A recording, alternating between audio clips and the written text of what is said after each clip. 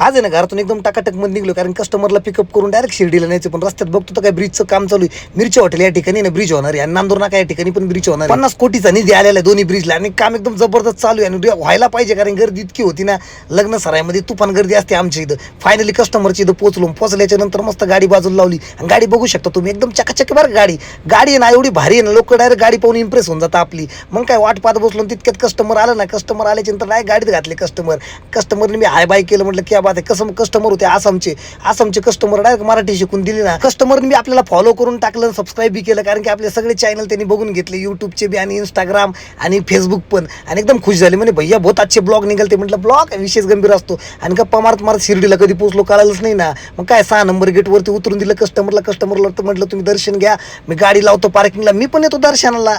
पण नंतर एक विचार केला, चायला दर्शन आपण बाहेरूनच घेऊ, कारण की मधीनं लय मोठी लाईन आहे. यांनी काढलं तर VIP पास, मी गेलो फ्रीमध्ये, तर मला लागेल दिवस. म्हटलं चला घ्या बाजूला आपण गाडी आपली आणि दर्शन बाहेरूनच घेऊ. मग काय बाहेरून दर्शन घेतलं साईबाबांची मूर्तीच.